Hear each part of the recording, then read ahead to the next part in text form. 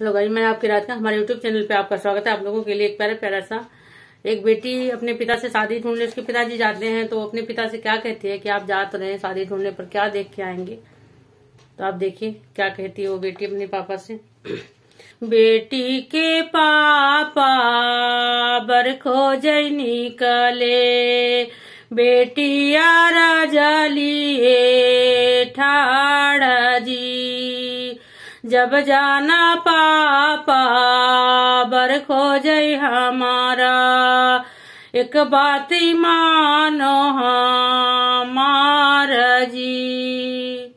महलाया टारी जिन लो भया मोरे पापा, देख लिया घर परिवार जी। यतनी बचा न सुन बेटी के पापा, बेटी लगे है समझाए जी। सबवा बैठ तोरा ससुरु जे देखो, बैठे जाई से राजवार जी। मचियाही बैठी सासू जे देखो, नौकर लगे है दुई चार जी। ऑफिस में बैठे तोड़ा जेठा जे देखो, बैठे जाई से कोतवाल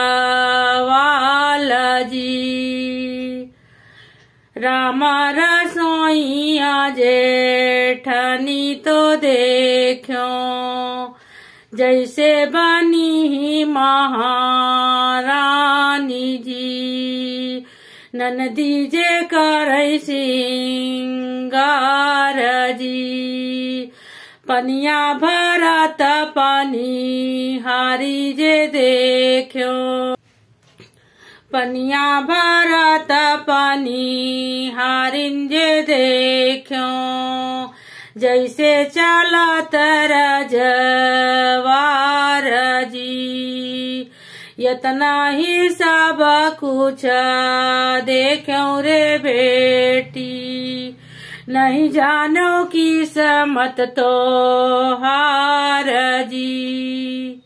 महलाया टारी जिनी देख मेरे पापा, देख लियो घर परिवार जी।